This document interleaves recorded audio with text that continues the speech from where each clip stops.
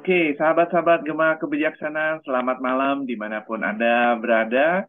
Hari ini tanggal yang sangat bagus sekali ya, tanggal 12 bulan 12 tahun 22. Nah, kata orang harus hati-hati di rumah katanya ya, karena eh, kenapa? Karena nanti malam makin gelap begitu, sampai jam 6 baru tiba waktu paginya gitu ya. Jadi harus sering di rumah dan dengarkan ini lebih baik gitu ya. Oke, kita akan berjumpa kembali di sini. Saya menghadirkan dari Kembang Kebijaksanaan bersama saya Hari Sutanto. Dan sebelumnya juga saya ingin ucapkan dimanapun Anda berada, selalu sehat, selalu bahagia, dan selalu penuh berkah. Amin. Nah, sahabat-sahabat Gema Kebijaksanaan, ini mungkin kita nggak asing lagi ya, ngelihat tokoh yang hadir malam hari ini sering beredar di mana-mana gitu ya, fotonya, flyernya ya, dan memang beliau adalah sangat luar biasa ya. Saya pun berguru dengan beliau, ini beliau adalah guru saya juga. Jadi saya kenalkan dulu profil dari beliau ya. Saat ini beliau adalah pendiri dan direktur dari MetaMind Training Coaching Institute yang berafiliasi pada International Society of Neurosemantic Colorado, USA. Nah, sertifikatnya ini banyak sekali nih ya.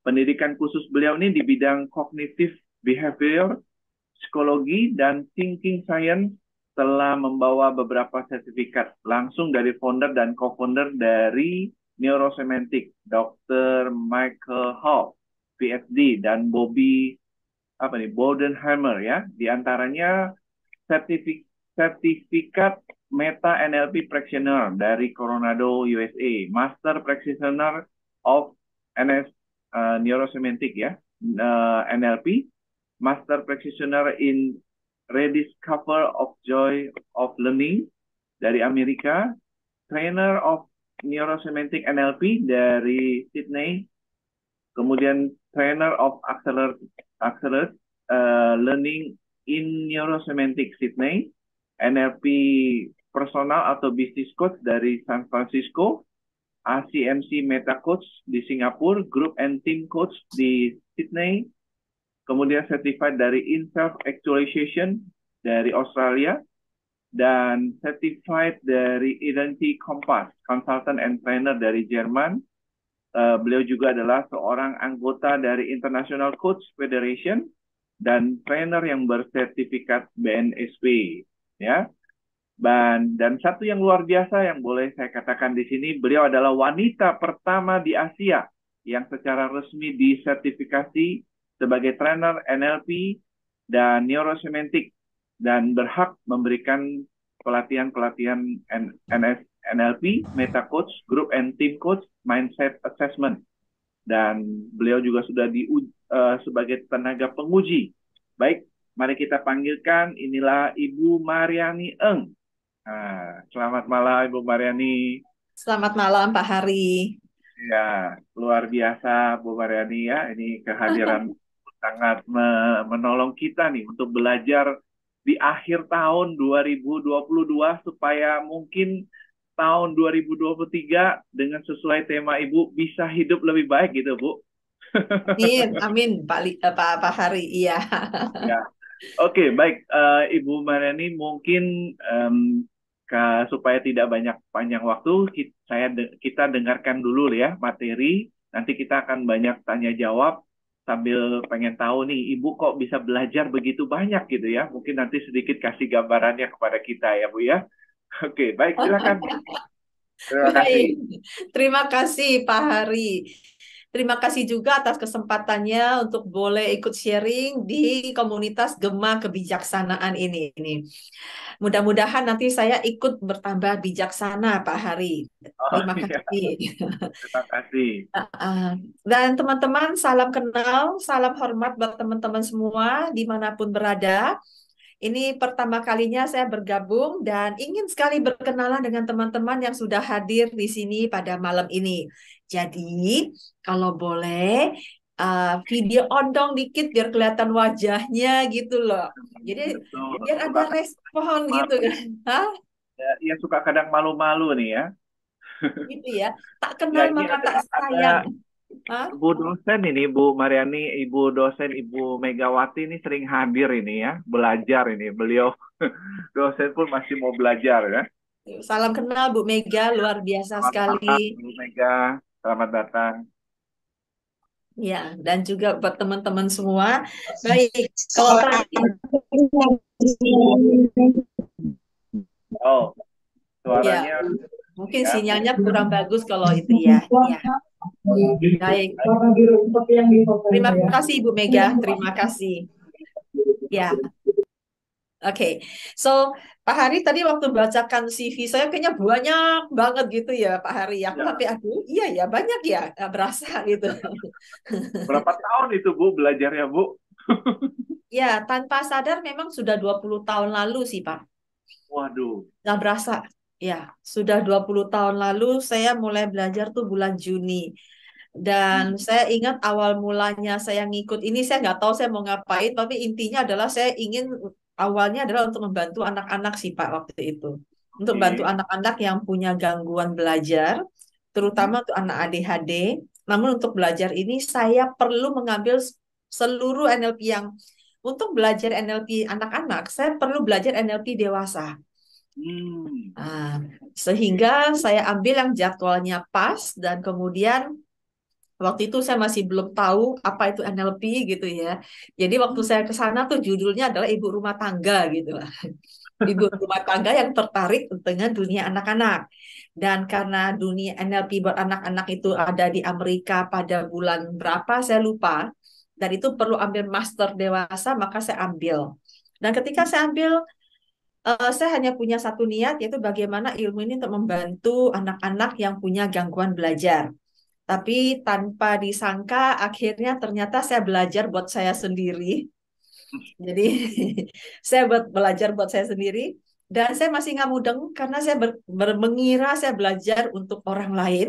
Tapi ketika saya pulang, orang-orang di sekitar saya mengatakan bahwa saya berubah. Jadi Hmm. kalau yang begini ini sekarang ini tampangnya masih judes, masih jutek gitu ya. Tapi dulu lebih judes lagi gitu loh.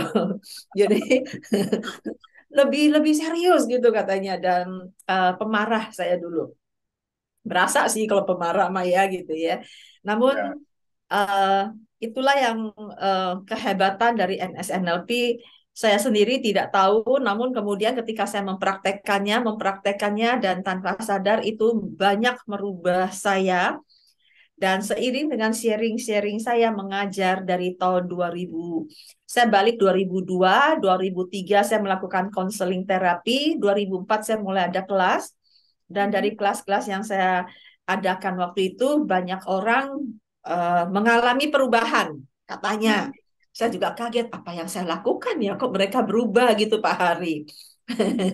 Dan Oke. saya belajar terus dan memperhatikan memang NLP dan neurosemantik ini adalah satu pendekatan, satu kalau mau dibilang ilmu disebutnya orang-orang suka mengatakan itu pseudoscience karena kalau science itu kan perlu ada hipotesanya. Lalu Ya. kemudian hipotesa dengan sekian ratus orang dan kemudian dibuktikan secara hipotesa positif. NLP sendiri belum pernah sampai sekarang ini. Memang banyak PhD di balik NLP ini nih. Kalau di luar negeri tuh ada WhatsApp apa ada grup yang namanya NLP Global Body. Ya. Saya termasuk di dalamnya karena untuk khusus untuk mereka yang sudah 15 tahun ke atas pengalamannya. Dan di situ banyak sekali PhD yang meneliti soal NLP ini. So, Hmm. uh, itulah awal mulanya bagaimana NLP ini banyak bisa membantu orang, cuman sayangnya banyak yang hanya belajar ilmunya saja tapi tidak dipraktekkan. Jadi Nah, ada yang hanya baca buku gitu ya Pak Hari, hanya ya. baca buku dan kemudian baru baca aja, aduh banyak jargonnya deh, apaan sih ini gitu kan. Lalu kemudian ada lagi yang baca buku, masa sih visualisasi aja bisa berubah gitu ya. Betul. Dan apalagi NLP mengatakan mengakui dirinya sebagai magic. Jadi ya pro dan cons lah. Ada yang mengatakan iya, ini magic nih, masa sih gitu ya. Ada lagi ini Hmm. apaan sih ilmunya, apa teori apa istilahnya banyak. Well, Ya. iya, memang sesuatu yang impactful tentu perlu perjuangan juga ya. Artinya ketika membaca sekali nggak ngerti, perlu baca 2 kali dan tentunya akan lebih asik kalau ikut trainingnya langsung atau ikut-ikutan Betul. sharing kayak gini nih akan banyak mudah-mudahan akan memperkaya wawasan kita juga sih. Jadi saya juga ingin belajar dari teman-teman, uh, Ya, ingin tahu sudut pandang teman-teman juga nih dalam melihat NSNLP ini Pak Hari. oke, baik. Ya, Ya, oke. Jadi teman-teman kalau ada misalkan mungkin ada barangkali masalah yang selama ini belum terpecahkan barangkali ya. Saya rasa Ibu Mariani, Anda hari ini, malam hari ini, ketemu seorang coach yang sangat tepat karena beliau ini sudah sangat mendalami ya, belajar tentang behaviornya dan lain sebagainya ya, untuk membantu. Anda boleh, tapi ya konsulnya jangan terlalu dalam. Kalau dalam nanti spesial, nanti hubungi Bu Mariani gitu ya. Anda boleh tanya sekilas dulu gitu ya, icip-icip boleh gitu ya Bu Mariani ya. kalau mau terlalu dalam, ingat kita dalam rekaman gitu kan. Iya, dalam rekaman gitu. Nanti didengar banyak orang. Oke. Jadi sebetulnya kalau boleh tanya lebih dulu gitu Bu Mariani, neurosemantic NLP ini apa yang bisa dibantu untuk bagi kehidupan seseorang gitu Bu? Oke, baik. So, saya sebenarnya menyiapkan slide, namun saya melihat, saya ingin mengetahui apa nih yang diinginkan oleh teman-teman. Apakah ingin teorinya atau ingin bahas aplikasinya langsung. Jadi saya fleksibel ya, Pak Hari. Saya Ya, iya. ingin share dulu, Baik. dan saya tidak berharap ini hanya satu arah. Kita ngobrol aja yuk. Jadi Ya, uh, share sedikit tentang apa yang saya sudah siapkan buat teman-teman di sini semua. Bahwa sudah kelihatan slide-nya Pak Hari? ya. Ya, sudah Oke Bu. ya, oke baik. So di sini adalah NSNLP untuk hidup yang lebih baik dan kemudian tentu ada pertanyaan adalah apa itu NLP, apa itu neurosemantik. Nah, Ya. kalau ngomong soal neurosemantik, tunggu dulu deh NLP aja ada yang tahu, ada yang enggak gitu ya. Saya penasaran deh dari teman-teman yang ada di sini berapa orang nih yang sudah kenal NLP nih? Boleh kasih Boleh angkat reaction-nya. tangan Nah, atau kasih jempolnya ya. ya, kasih jempolnya di reaction itu. Oke. Ya, ya, boleh. Ada? Udah, Ada, oke. ada, SS, ada. ya. SS ini Bapak. Bapak ya. Ya, Bapak. SS semua namanya dirahasiakan gitu ya. Oke, baik. Nah, kalau Satu, ya. sudah kenal, gimana Bu, Pak? Ya, yang baru satu ya. Yang lain perlu ini. Belum Baru tahu. Mungkin mungkin masih malu-malu. Hehe. dari Bu Dokter baru taunya NLP, Bu. NS-nya nggak tahu. Iya, itu dia ya. Apa sih NLP bagi yang belum kenal? Lalu apa sih neurosemantik apalagi gitu kan ya. Nah, Ya, so dari layar ini saya ingin menjelaskan NLP itu adalah singkatan dari Neuro Linguistic Programming. Nah, ini kata-kata dia, singkatan dari Neuro Linguistic Programming. Kalau mau diambil secara harafiahnya adalah bagaimana linguistik kita, bahasa kita, itu memprogram neuro kita. Nah, ketika bicara bahasa, itu bukan hanya bahasa yang kita ucapkan, tapi juga bahasa-bahasa nonverbal. Jadi verbal, nonverbal. Misalnya kalau saya bilang semangat gitu ya, tapi badan saya nggak semangat, ya bohong deh namanya gitu ya. Jadi nonverbal dan verbal itu memprogram. Memprogram itu kan kalau di komputer namanya program ya. Nah, kalau manusia lebih pada bagaimana mempengaruhi dan mempengaruhi itu neuro kita. Neuro itu adalah cara kita berpikir dan juga cara kita berperilaku. Itu NLP dan itu dikembangkan sekitar tahun 1972 sampai 76 oleh Richard Bandler dan John Grinder. Richard Bandler adalah seorang komputer, mahasiswa komputer. Wah, kalau ngomong sejarah panjang deh ya. Dan ya. kemudian belajar tentang linguistik. Namun kemudian ditemukan orang ketiga yang ternyata ada di balik layar NLP. Jadi bukan hanya Richard Bandler, bukan hanya John Grinder, tapi orang ketiga inilah yang kemudian membuat semuanya jadi make sense. Orang ketiga ini adalah Frank Pusselik. Frank Pusselik adalah seorang veteran perang Vietnam dan ketika pulang dari Vietnam, beliau mencari bagaimana cara terapi untuk orang-orang yang PTSD, orang-orang yang stres, orang-orang yang trauma setelah perang Vietnam waktu itu. Sehingga bertemu dengan Richard Bandler untuk sama-sama apa ya yang bisa dilakukan untuk membantu orang yang stres level tinggi, trauma, dan dari situ eksplorasi-eksplorasi baru kemudian bergabung John Grinder. So dari awalnya memang NLP itu adalah untuk terapi sebenarnya. Namun tahun 82 ada kesepakatan bahwa yuk jangan bilang buat terapi yuk karena itu juga buat komunikasi. Dan komunikasi itu dua arah, komunikasi ke orang dan juga komunikasi ke dalam diri kita sendiri. Dan kalau kita lihat kan komunikasi yang paling jarang dilakukan adalah komunikasi ke kita sendiri ya Pak Hari ya. Ya, betul. Uh-uh. Itu komunikasi ke diri kita. Dan waktu awal-awal ketika ngomong terapi, NLP itu nggak laku, teman-teman. Siapa yang mau ngaku di terapi gitu ya, semua sehat gitu ya. Kalau Ya, sekarang sih iya di mental health gitu ya, ketika mental health lu healing-healing loh gitu kan. Sekarang Pak Hari ngaku mental health. Zaman dulu tahun 70-an sakit pun nggak ngaku, apalagi ngomong terapi gitu kan. ya.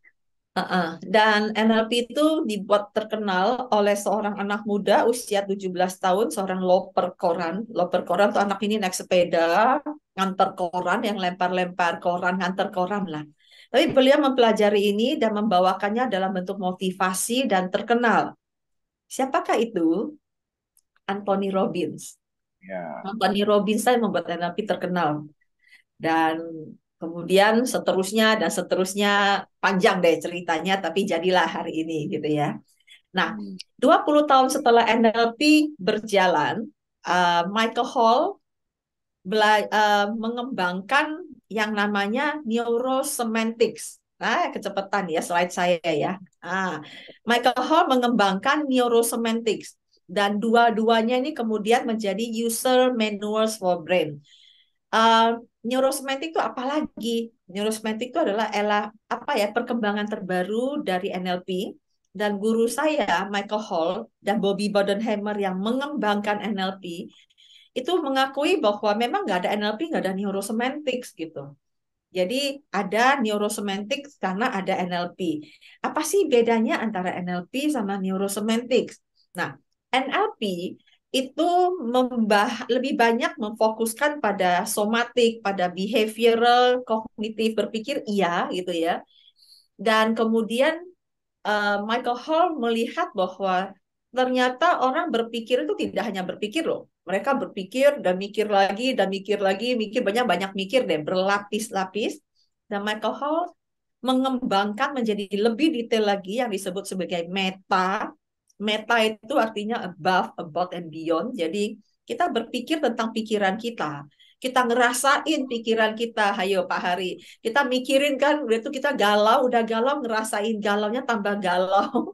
Terus gue pikirin, ngapain gue galau gitu kan. Pokoknya terjadi dalam hidup kita.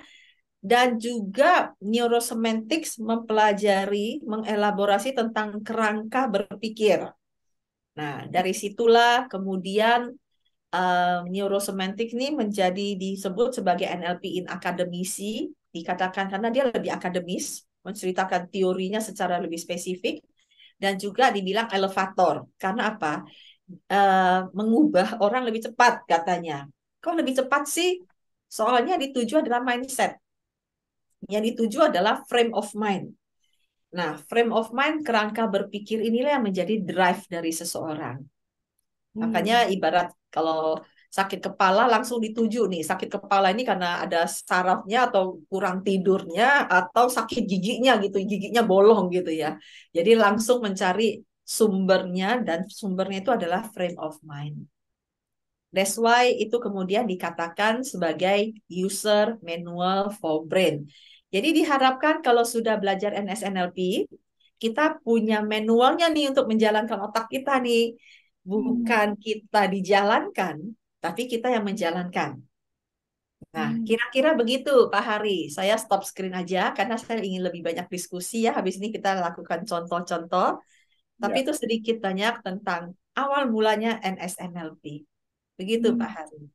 Oke, baik. Eh, jadi kalau sebetulnya jadi neurosemantik ini program pengembangan dari NLP yang ada gitu ya, Bu Mariani Iya, ya. iya. Oke. Jadi untuk aplikasinya yang paling baik itu seperti mungkin contohnya di mana Bu Mariani bisa kasih sampel buat teman-teman bisa lebih jelas gitu ya. Oke, ya. Kalau contohnya tentang NS dan NLP ini begini. Kalau saya tanya gagal, teman-teman, gagal. Ada yang nggak pernah gagal? Nggak ada. Nggak ada gitu ya. Dan kalau ada dua orang mengatakan mereka gagal, yang satu si A bilang saya gagal, yang si B bilang gagal, tapi respon kan beda-beda ya, Pak Hari ya. Ya, betul. Ah, jadi apa yang membuat respon mereka beda? Nah, saya ingin tanya nih teman-teman, kalau saya tanya apa arti gagal bagi teman-teman? Nah, kalau Hmm, saya tanya Pak Hari, misalnya Pak Hari, apa arti gagal bagi Pak Hari? Kalau bagi saya adalah satu hasil yang masih tertunda. Hasil yang masih tertunda. Oke. Nah, teman-teman yang lain boleh loh tulis di chat, Pak. Boleh Teman-teman, silakan di ah, chat ya. silakan Jadi tulis di chat. Apa kita arti bisa gagal?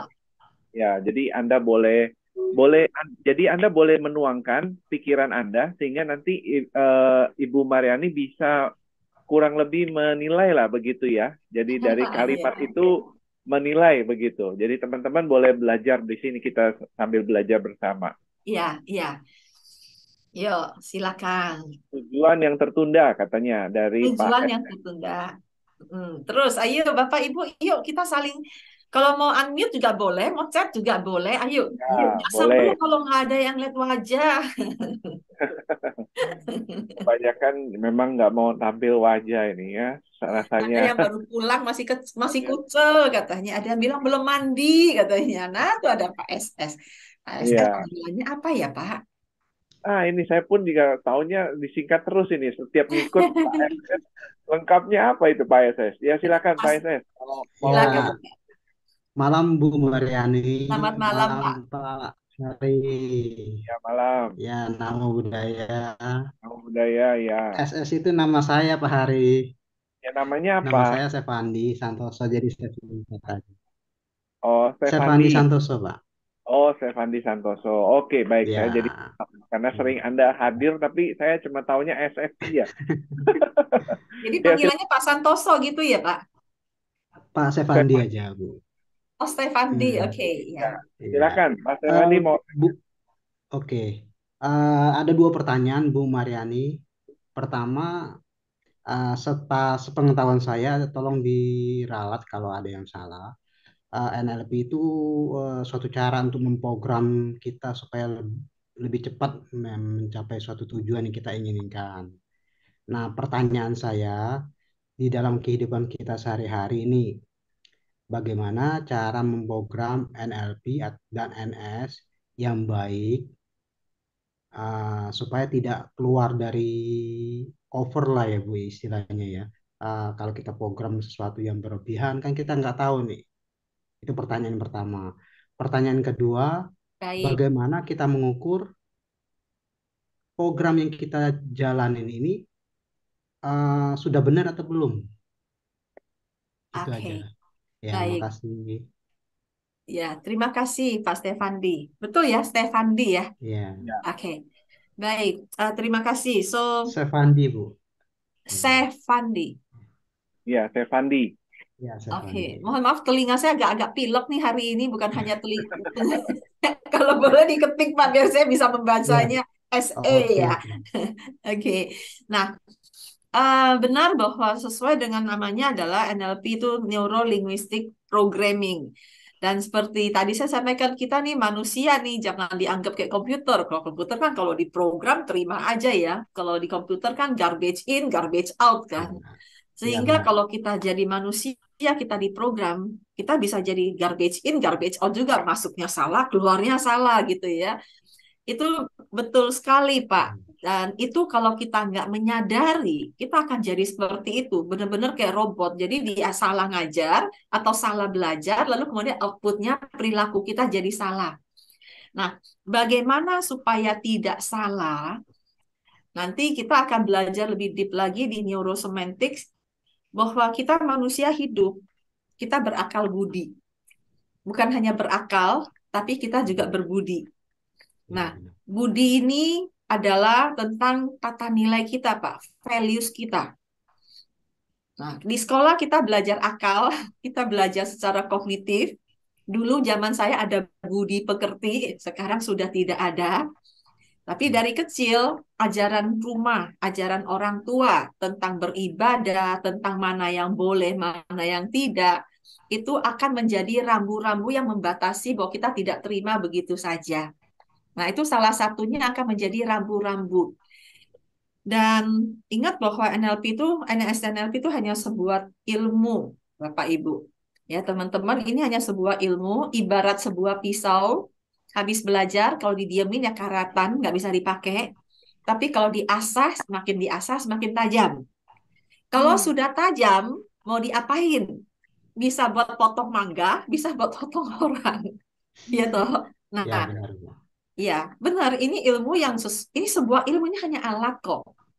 Nah, keberhasilannya itu adalah ada di tangan orang yang megangnya. Jadi yang megang pisau ini mau dibuat apa pisaunya? Makanya dalam belajar NLP dan neurosemantik, saya selalu mengajak teman-teman untuk melihat filosofinya, untuk melihat values-nya, dan itu lebih tinggi dibandingkan tentang sebuah skill belaka. Banyak orang bilang NLP itu hanya teknik. Namun I don't think teknik itu akan berjalan kalau tidak diiringi oleh maksud dan tujuan yang baik. Itu belief system saya begitu sih Pak Sefandi. Oke, Bu. Mudah-mudahan menjawab Pak. Oke. Yang pertanyaan kedua, Bu, Oke.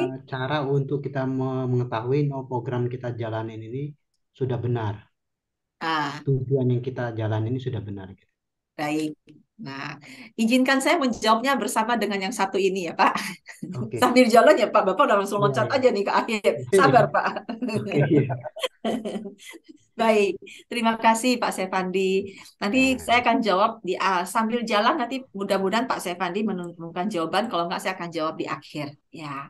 Nah, oke. tadi saya minta ini apa artinya gagal gitu ya. Dan kemudian tadi kayaknya hanya satu orang yang menjawab ya Pak Hari ya. Ada satu lagi nih, Bu.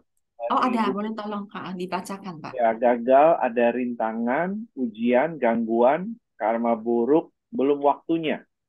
Belum waktunya. Oke, Ya, baik. Nah, mumpung ada Pak Sefandi nih, saya ingin tanya, Pak Sefandi, gagal itu apa arti gagal bagi Pak Sefandi?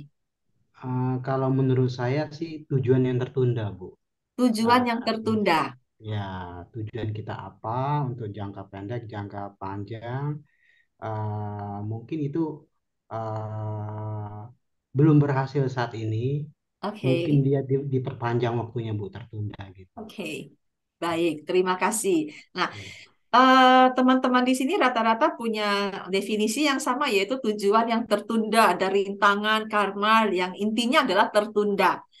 Teman-teman, eh, ada juga yang mengatakan keberhasilan yang tertunda. Dan kemudian, tadi saya sambung cerita, saya ada dua orang mengatakan gagal dan respon beda. Yang satu responnya galau, frustasi.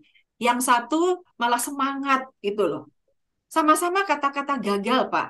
Tapi kok yang satu semangat, yang satu frustasi. Dan setelah ditanya, ternyata yang frustasi itu mengatakan bahwa gagal ya sudah selesai gitu. Nah, hmm. ketika dia memberi makna bahwa gagal itu berarti selesai, maka dia frustasi lah. Bagi dia udah nggak ada kesempatan lagi. Sementara yang semangat tadi, dia bilang iya, karena gagal gue jadi tahu apa yang bikin gagal. Karena gagal adalah feedback. Dan ketika dia bilang gagal adalah feedback, maka dia terus mencari. Gue dapet nih satu hal nih yang bikin gagal nih, jadi gue cari lagi. Dan kalau teman-teman ingat cerita siapa tuh yang menemukan bola, Pak Hari, Thomas Eh, Alva Edison. Edison, ya. Dia kan berhasil menemukan bohlam setelah berapa, ada yang bilang 10.000, ada yang bilang 5.000, ya kan. Dan ketika dia berhasil, ada yang bilang, Allah, dia kan gagal sekian ribu kali. Dan Thomas Alva Edison, iya, saya bukan gagal. Saya menemukan sekian ribu jenis metal yang tidak bisa menjadi bohlam. Hmm, Ya toh? ya. Artinya apa? Artinya kita memberi makna dan kemudian kita berespon terhadap makna yang kita berikan. Nah, itulah neurosemantics, teman-teman. Jadi kalau tadi apa beda NLP dengan neurosemantik? Neurosemantik banyak menanyakan apa maknanya. Jadi apa maknanya bagimu? Satu yang bisa bermakna gagal itu selesai, satu lagi makna gagal itu adalah feedback sehingga mereka lebih semangat lagi. Nah, teman-teman kalau kalau bilang gagal itu adalah keberhasilan yang tertunda, saya boleh boleh iseng ya, Pak Hari ya. Ya. Gagal adalah kalau dibilang adalah tujuan yang tertunda atau ada yang bilang keberhasilan yang tertunda. Bagaimana mau berhasil kalau diulangi lagi dengan cara yang sama? Nah, Betul? ya. Ya kan? Ya gagal maning, gagal maning. Lalu Heeh. kalau dibilang tertunda, kapan mau dikerjainnya? Kalau ditunda terus ya nggak jadi-jadi. Kapan berhasilnya? Hmm. Betul? Make sense Ya. buat teman-teman? Nah, disitulah letak neurosemantics ketika saya lakukan coaching dengan seseorang yang saya fokuskan bukan hanya behaviornya, tapi mindsetnya. Ketika dia bilang punya tujuan, oke, tujuan ini make sense nggak buat orang itu? Apa maknanya tujuan, apa makna tujuan ini bagi orang tersebut? Kalau maknanya nggak cocok, ya nggak akan terjadi. Itu Hmm. menjadi fokus utama dari neurosemantik. Kita belajar tentang makna, termasuk makna kerja, makna hidup, makna sebagai orang tua, makna dalam apapun yang kita kerjakan, dan kemudian bagaimana ini selaras atau tidak. Dan ketika itu selaras, maka kita bahasa gampangnya akan bikin hidup lebih hidup lagi. Karena apa? Mind and body is one system. Pikirannya oke, tapi badannya kagak gitu loh, enggak gitu ya. Tapi ketika pikiran dan badan merasakan keselarasan, maka yang muncul adalah soul-nya, jiwa kita atau spirit kita. Hmm. Nah, lebih kurang begitu deh, Pak Hari. Kalau saya lanjut nanti jadi kebablasan ya. Bagaimana menurut Pak Hari dan teman-teman? Oke, baik. Sudah menjawab ke Pak Stefandi juga ya? Lumayan sudah. Lumayan. Berarti kalau lumayan ini, kalau dari bahasanya, masih ada hal yang masih nyangkut ini ya. Ini hati-hati. Eh, Lumayan, berarti masih belum semua gitu kan? Ini bisa hati-hati di nih kalau bisa di berbahasa ini. pertanyaan satu lagi nggak Bu Mariani, Pak Boleh, Hari? silakan. Misalnya gini Bu, ada orang yang tujuannya, oh saya capai angka 6 sekedar lulus. Anak satu lagi pengen mencapai angka 8. Anak satu lagi, oh enggak, saya pengen angka 10 sempurna.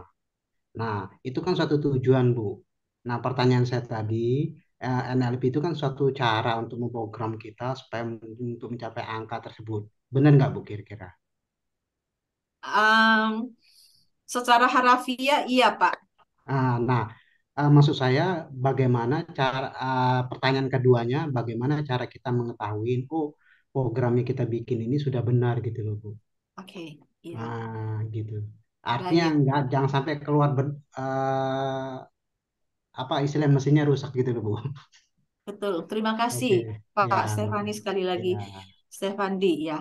So, benar atau salah itu relatif sih Pak. Makanya ketika Bapak tanya saya bilang secara harafiah iya, mempengaruhi, memprogram. Tapi apakah program itu pasti berhasil? Tidak, Pak. Karena apa? Kita manusia, kita punya roh, kita punya nafas, kita punya jiwa, dan dalam jiwa kita tuh ada hati kita, ada values kita, dan hal-hal itu yang kemudian akan membuat limitasinya. Jadi ketika kita bilang memprogram itu betul, namun apakah akan diterima mentah-mentah belum, belum tentu.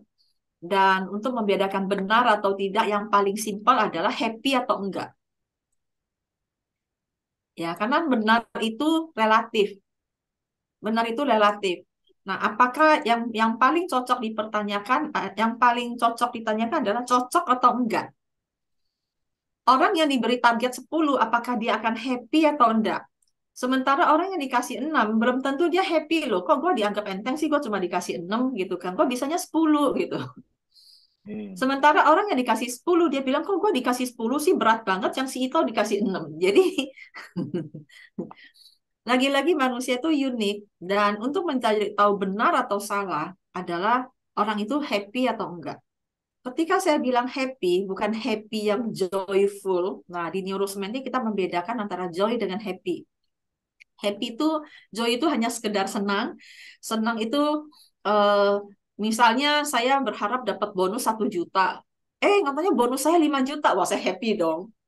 Saya joyful. Karena apa? Harapan saya yang saya terima melebihi ekspektasi saya. Maka saya joyful, saya gembira.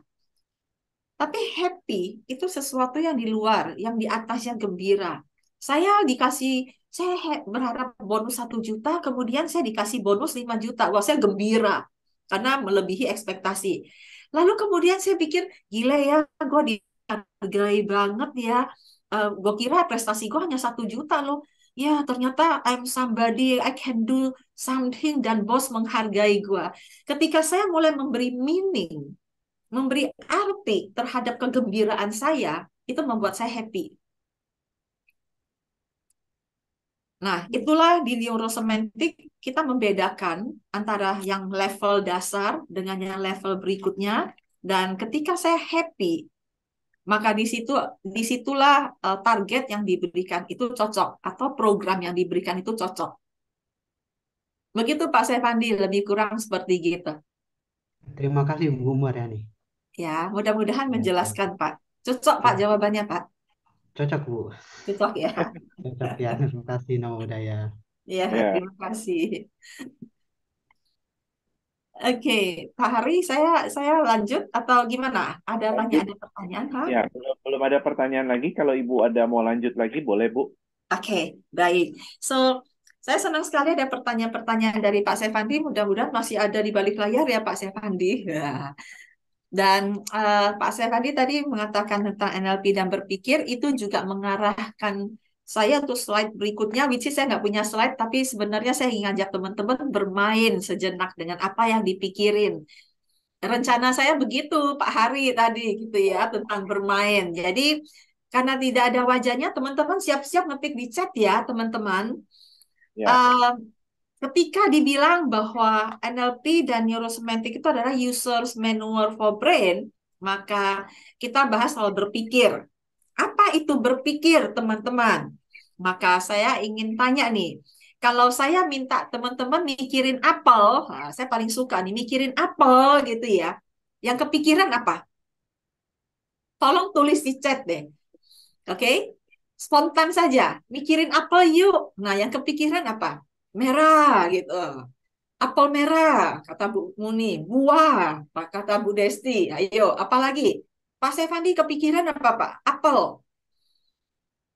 Apel merah, kompak nih pada merah semua. Udah gitu doang. Yang lain gimana? Baiklah, ini lagi pada kompak ya gitu ya, merah. Nah, pada kenyataannya ketika saya memberikan satu instruksi mikirin apel, apakah yakin bahwa semuanya akan mikirin apel merah? Dan pasti belum tentu. Karena apa? Ada yang ketika mikirin apel, dipikirinnya adalah apel hijau. Ada lagi yang diminta mikirin apel, yang dipikirin adalah apel iPhone. Ah, Apel iPhone kan juga apel kan, Apple nah. Dan juga ada yang saya minta mikirin apel, dia ingatnya upacara apel maksudnya gitu kan. So teman-teman, kalau dilihat bahwa dengan satu instruksi yang sama, orang-orang bisa berpikir beda-beda. Maka menurut teman-teman bedanya dari mana coba? Apa yang membuat pikiran orang berbeda-beda pada instruksinya sama? Ayo, ada yang mau tebak? Pemahamannya Bu. Pemahamannya, oke, pemahamannya. Jadi, apel pemahamannya berbeda-beda. Kebiasaan, kata Bu Muni. Ibu atau Bapak? Mudah-mudahan benar ya, saya panggilnya Ibu ya.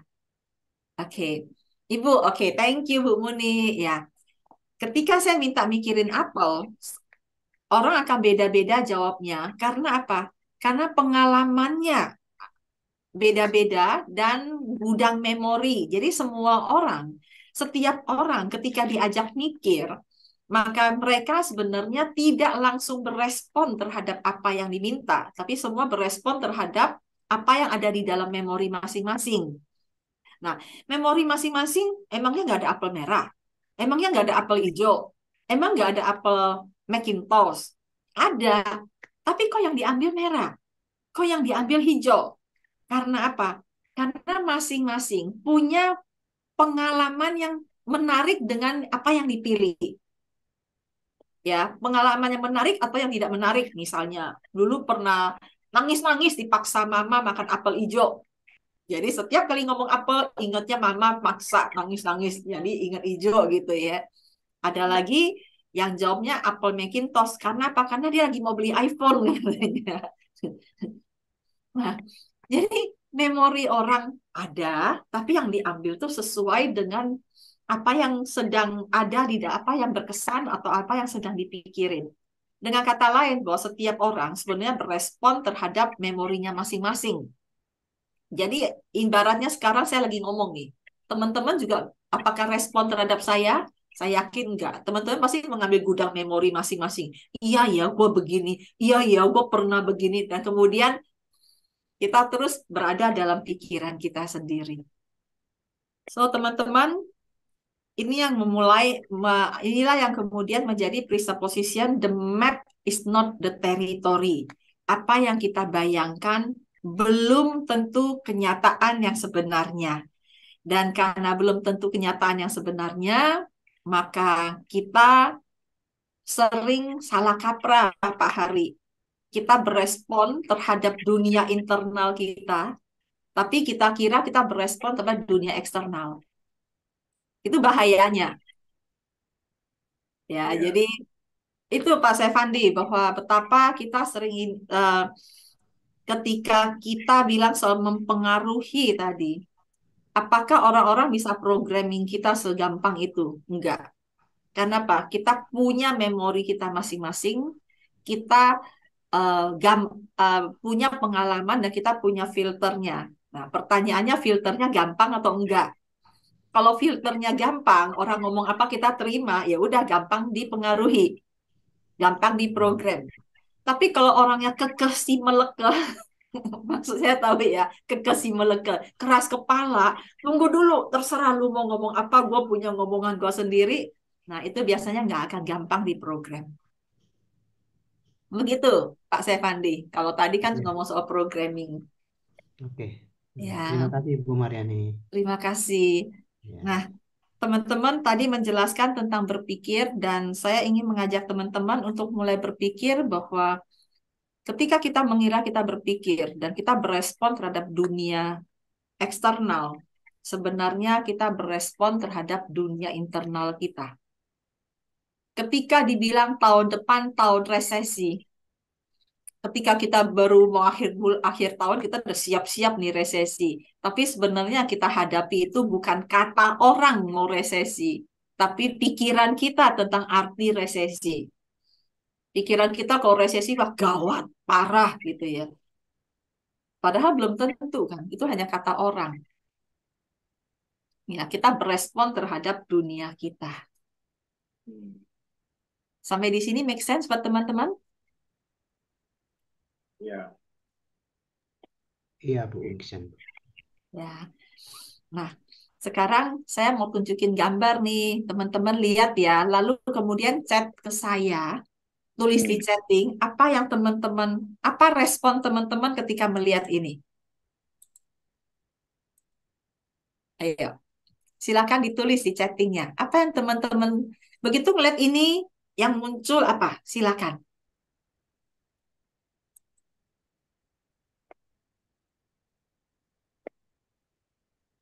Asam. Kalau Pak Sevandi apa? Anti dahak. Ada yang merasa asam rasanya, ada yang langsung badannya merinding, ada yang bilang apa langsung nelen ludah, ada Pak Stefandi langsung merasa ada ludahnya air, ada air liurnya. Jeruk tipis Bu. Ah, jeruk nipis ya. Ngeliat ini Iya, berasa asamnya di tenggorokan, Pak. iya, Ya, ini baru lihat gambar loh. Padahal jeruknya nggak ada kan. iya benar. Iya. So, Kalau tadi adalah the map is not the territory, saya stop share ya teman-teman. Kalau yang tadi adalah the map is not the territory, maka yang kedua adalah bahwa we all respond according to our map. Kita semua berespon terhadap dunia internal kita. Baru lihat gambar jeruk saja sudah berasa asem gitu ya. Padahal jeruknya nggak ada gitu loh. Ada lagi yang baru ngeliatnya udah merinding-rinding gitu. Ya elah merinding apanya, wong nggak ada jeruknya kok gitu kan. Nah, ini menunjukkan bahwa otak kita itu nggak bisa bedakan mana yang nyata, mana yang ilusi, teman-teman. Jadi kalau kita baca baca berita yang di WhatsApp grup sering beredar gitu ya, kita udah merinding-rinding sendiri atau kita udah percaya lalu kita mengharu biru dengan pikiran sendiri padahal kenyataannya mah hoax gitu kan. Apa bahasanya hoax ya Pak Hari ya? Hoax ya, bukan hoax ya. Padahal itu hoax gitu, tapi kita udah percaya aja. Dan kemudian karena kita berespon terhadap yang internal, akhirnya kita menjadi sutradara film terbaik untuk hidup kita. Artinya, kita membuat film dalam kehidupan kita, lalu kita berespon terhadap film itu. Contoh, yang tadi baru dengar orang bilang ada prediksi bahwa banyak negara bangkrut nih, tahun depan bakal resesi gitu ya. Waduh, kita langsung ingat resesi. Waduh, ingat yang dulu pernah resesi. Kapan tahun gitu ya. Udah ingat begitu, akhirnya stres sendiri, merasa waduh perlu perlu uang ketat nih, disimpan habis nih, tiap kali mau pakai dihitung setiap sennya dan akhirnya stres sendiri padahal tahunnya masih tahun 2022, belum 2023 gitu kan. Dan kita bikin drama dalam persepsi kita dan kemudian kita menghidupi drama yang kita buat sendiri. That's why pertanyaan saya adalah film apa yang kita buat kehidupan kita? Apakah itu drama Korea, drama horor, mendingan drama romantis, ada romance-romansnya gitu ya. Atau drama komedi, ada lucu-lucunya. Dan ada yang bilang hidup ini panggung sandiwara katanya. Jadi dia merasa dia jadi aktor semuanya adalah palsu. Dan ada yang bilang hidup ini perjuangan. Jangan heran kalau bawaannya capek terus. As we map things, so we become, teman-teman. Karena apa? Karena kita menjadi apa yang kita pikirkan. Ini adalah hukum alam yang kemudian diuraikan dalam NSNLP, teman-teman. So, dalam waktu sesingkat-singkatnya, saya berusaha memberikan gambaran sepadat-padatnya. Tentu banyak yang kita bisa elaborasi dan mudah-mudahan ini sedikit gambaran tentang konsep berpikir yang membuat kita lebih memahami bahwa kita lihat jeruk aja udah berasa asem, berasa kecut, padahal jeruknya hanya gambar. Apalagi pikiran kita gitu ya. Mau ngomong lebih baik, tapi kalau pikirannya adalah galau terus atau was-was terus, maka kita akan berada dalam hidup yang penuh was-was. Padahal kenyataannya belum tentu. Oke. Ya, saya akan stop di sini dulu, Pak Hari. Silakan, Ya. Pak Hari. Ya. Baik, terima kasih. Ini mungkin juga satu pertanyaan dari teman-teman ya, karena kan mereka seperti awal tadi mereka pengen tahu gimana supaya seperti tadi kalau Bu Mariani bilang kan tergantung dari apa memori pikiran kita yang ada yang tersimpan sehingga itulah yang keluar nanti di dalam kehidupan kita. Ya. Nah, satu pertanyaan yang paling mendasarnya Bu, gimana supaya kita bisa selalu bisa konsisten membangun pikiran kita dengan baik sehingga keluar dalam kehidupan kenyataannya akhirnya hidup kita jadi lebih baik nih Bu. Gimana tuh Bu? Baik. Who good, who be true ya. Kalau kita ngomong soal kita mau konsisten. Hidup kita selalu, ya saya nggak berusaha mengeneralisasi, tapi ada aja yang bikin kita up and down. Dan itu adalah dinamika kehidupan. Bayangkan saja kalau hidup kita lancar aja gitu, bosen kali ya teman-teman. Monoton gitu. Nah, dalam setiap kali up and down, apa sih yang akan membuat kita untuk selalu up lagi? Ketika kita udah drop, kita bangkit lagi. yang kunci utamanya adalah kita perlu punya tujuan dalam hidup kita. Hmm. Gitu. Kita perlu punya tujuan hidup kita tuh mau ngapain gitu loh. Dan Hmm. teman-teman bilang, saya punya tujuan, oke, tapi gue stresan terus gitu. Maka akhirnya saya akan tanya tujuannya apa? Apakah Hmm. cukup clear atas tujuannya? Kalau Hmm. kita clear atas tujuannya, maka kita seyogianya akan maju terus. Setelah Hmm. ditanya, apa tujuanmu? Tujuan saya adalah saya tidak mau miskin. Ya elah, tujuannya tidak mau miskin. Lah kalau ngomong tidak mau miskin yang dipikirin apa? Miskin. Ya Ya. perasaannya down terus. Kenapa? Kata-kata yang digunakan saja sudah negatif gitu loh. Jadi Hmm. ketika teman-teman punya tujuan, pastikan itu jelas dan fokus pada apa yang diinginkan. Hindarilah kata-kata yang menggunakan kata tidak. Saya kasih contoh ya teman-teman, apa efeknya kalau menggunakan kata tidak. Teman-teman tolong tidak mikirin gajah. Keluar deh tuh. Yang keluar apa? Gajah kan? Iya. Iya. Dan banyak orang yang sering mengatakan tujuan saya adalah saya nggak mau gagal lagi.